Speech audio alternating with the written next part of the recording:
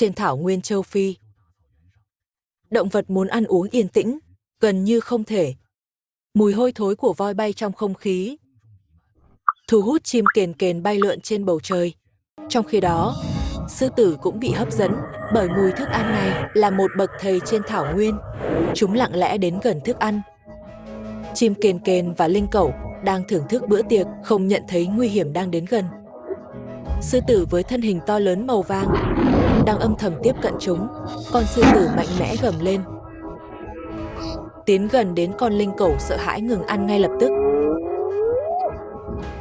Sư tử đột nhiên tấn công, làm cho kền kền và linh cẩu mất cảnh giác. Chúng chạy trốn trong hoảng loạn. Sư tử đuổi thành công chim kền kền và linh cẩu, cách xa con voi trên mặt đất. Sư tử chiến thắng trở về với chiến lợi phẩm trong miệng. Đồng cỏ lại nằm dưới sự thống trị của sư tử. Dưới sự dẫn dắt của sư tử, đàn sư tử bắt đầu ăn uống có trật tự. Khi sư tử ăn xong, thức ăn thừa trên mặt đất trở thành mục tiêu cạnh tranh của các loài động vật khác. Trong mồi của xác voi, báo hoa mai đói bụng đã lâu ngửi thấy mùi thức ăn. Nó bắt đầu ăn một cách duyên dáng, tận hưởng niềm vui của thức ăn. Nhưng trên thảo nguyên này, ai cũng muốn một phần. Con linh cẩu bị đuổi đi đã trở lại. Nó đối đầu với báo hoa mai, gầm gừ đuổi báo hoa mai, tuyên bố quyền sở hữu tiếc nuối cho con voi. Và lúc này, đàn kền kền vẫn còn lơ lửng trong không khí.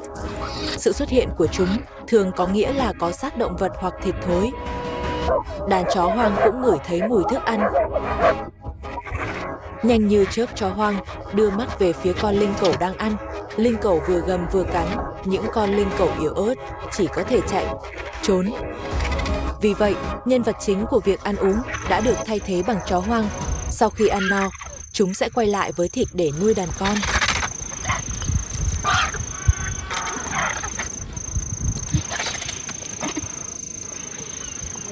Một cuộc khủng hoảng mới đang đến. Sư tử vua của đồng cỏ đang dùng mùi và gầm gừ, cảnh báo kẻ thù xâm chiếm lãnh thổ.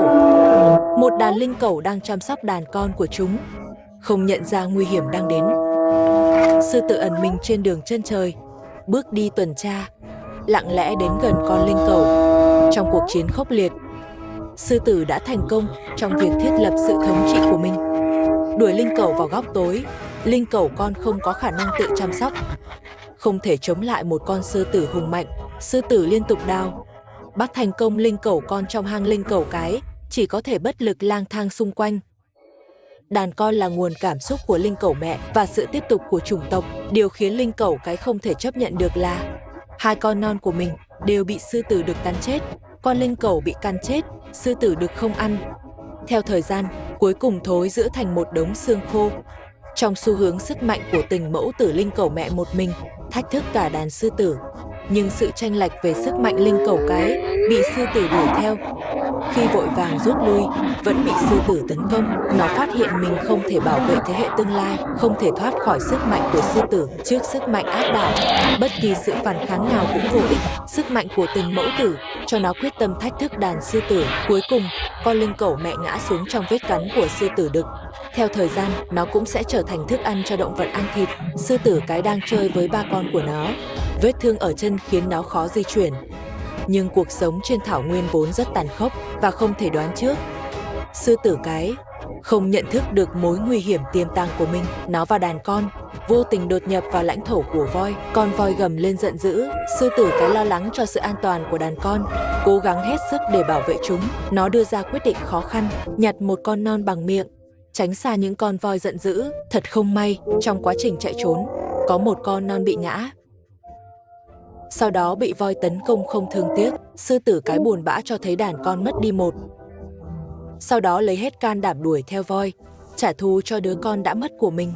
Là một trong những thợ săn mạnh nhất trên thảo nguyên, nó nhắm vào cái mũi yếu nhất của con voi, nhảy lên và cắn.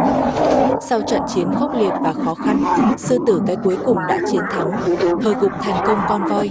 Nhưng chiến thắng của nó rất nặng nề, bởi vì nó mất đi đàn con yêu quý của mình. Những con sư tử xung quanh cảm nhận được chiến thắng của sư tử cái. Tham gia bữa tiệc này, sư tử cái chiến đấu vì đàn con, tinh thần làm mẹ bất khuất của nó đáng tôn trọng. Sức mạnh này ẩn chứa một mong muốn bảo vệ mạnh mẽ, thường đi kèm với sự hy sinh quên mình. Trong thung lũng Luoguo, do thời gian dài không có mưa, cỏ và cây trên mặt đất đã khô và mất độ ẩm. Sông nhỏ trong thung lũng là nguồn nước duy nhất cho động vật. Đàn trâu khổng lồ thống trị nguồn nước này. Chúng không hoan nghênh voi mẹ và đàn con của nó đến gần. Voi con bị thiếu nước từ lâu, đang trong tình trạng rất tồi tệ. Cành cây khô không thể mang lại cho nó bất kỳ độ ẩm nào. Voi trưởng thành vẫn có thể kiên trì. Đàn voi quyết định rời khỏi đây, tìm nguồn nước mới, nhưng voi con còn quá nhỏ, hành động chậm, tụt lại phía sau. Mẹ không bỏ rơi đàn con. Chúng cùng đàn con từ từ tìm nguồn nước. Tuy nhiên, voi con đã thiếu nước trong một thời gian dài, cuối cùng vẫn không thể giữ được, đang trên đường tìm nước. Voi mẹ rơi nước mắt buồn. Giờ nó chỉ có thể rời đi một mình, đi tìm những nhóm khác nhau. Trên đường đi, voi mẹ gặp một con trâu nước nhỏ. Voi mẹ nhớ đến voi con bị ngã chết khát vì thiếu nước. Con voi cái giận dữ tấn công con trâu con. Nó tức giận muốn trâu chịu trách nhiệm về cái chết của con voi con. Cuối cùng trong cơn tức giận, nó giết chết con trâu con. Báo đen có kỹ năng của một sư tử hàng đầu và tính sát thương cao. Nhưng đối với một nhóm chó hoang lớn, nó vẫn còn nhỏ bé. Chó hoang về số lượng tạo thành một lực lượng mạnh hơn. Chúng không biết nhau. Hai bên đang đi đến cùng một điểm săn. Giống như một nam châm bị thu hút bởi lực chung, đàn chó sắp hợp nhất với báo đen. Chúng đến từ hai hướng, phát động tấn công vào đàn hươu hoa mận. Nhưng đàn hươu mận dựa vào tốc độ chạy của mình, thành công thoát khỏi cuộc săn lùng này. Nhưng mọi thứ không kết thúc ở đó. Đột nhiên, đàn chó hoang tập trung ánh mắt vào con báo đen, bắt đầu tấn công báo đen. Báo đen nhanh chóng leo lên ngọn cây. Chó hoang chỉ có thể buồn bã rời đi. Nhưng cơn đói thúc đẩy chó hoang tiếp tục tìm kiếm con mồi mới. Đàn lợn rừng đang tiến tới và phát hiện nguy hiểm, bị bao vây bởi chó hoang. Chó hoang hợp tác săn bắn để phân tán đàn lợn rừng, sau đó tập thể phát động tấn công đối với lợn rừng bị bỏ lại một mình. Ngay lúc này, đàn voi vô tình đột nhập, đàn chó hoang phải từ bỏ thức ăn sắp đến miệng. Sự can thiệp của đàn voi đã cứu được con heo rừng đơn độc này. Đàn voi đuổi theo bầy chó hoang không cam lòng.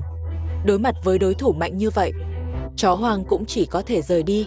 Mặt trời buổi sáng từ từ mọc lên, đàn chó hoang bất khuất lại tấn công đàn hươu. Nhiều ngày không ăn, hãy coi đây là cơ hội cuối cùng. Sau vô số lần thử, cuối cùng chúng đã bắt được một con hươu hùng vĩ. Cả đàn chó bắt đầu thưởng thức những món ăn khó kiếm được. Một hướng, đàn voi chính di cư về phía nguồn nước, không biết gì về một cuộc khủng hoảng lớn sắp đến. Một con voi con trong đàn vui đùa trong dòng sông đầy bùn, ôm sát bên cạnh mẹ. Khi đàn voi đến bờ sông, nguy hiểm lặng lẽ đến. Một con cá sấu ẩn nấp từ lâu đã nhìn đúng thời điểm tấn công bất ngờ. Mục tiêu là một con voi con không có khả năng tự vệ. Khoảnh khắc con voi nhỏ bị bao phủ bởi nỗi sợ hãi, con cá sấu cắn vào mũi nó. Nỗi đau dữ dội khiến chú voi con khóc thảm thiết. Sau một cuộc đấu tranh khốc liệt, chú voi con may mắn thoát khỏi cá sấu, nhưng cũng phải trả một cái giá đau đớn. Mũi của nó bị cắn đứt. Đối với voi, mũi là một cơ quan quan trọng. Chúng dựa vào mũi để giao tiếp, uống và thở. Con voi nhỏ bị mất mũi, mặc dù tạm thời thoát khỏi đòn chí mạng của cá sấu, thử thách sinh tồn chỉ mới bắt đầu. Đàn voi tiếp tục tiến về phía trước dưới sự dẫn dắt của thủ lĩnh. Sớm thôi, một dòng sông chảy nhanh trước mặt chúng. Đàn voi bắt đầu bơi lội. Đối mặt với dòng sông dữ dội, chỉ có thể liều mạng. Nhưng dòng sông ẩn lấp những kẻ săn mồi. Con cá sấu dưới đáy sông nhận thức sâu sắc về cuộc đấu tranh của voi con, tấn công lần nữa, cắn con voi con và cố gắng dìm nó xuống đáy nước. Bất chấp sự phản kháng của cá sấu, nhưng cuối cùng vẫn không thể thoát khỏi vận rủi bị chết đuối. Cá sấu bắt đầu tham lam hưởng thụ bữa ăn ngon khó kiếm được này. Trên sân khấu tàn nhẫn của tự nhiên, ngay cả những sinh vật mạnh mẽ như voi, trong dòng chảy của số phận, cũng khó thoát khỏi bi kịch. Sự mong manh và vô thường của cuộc sống hiện rõ vào lúc này.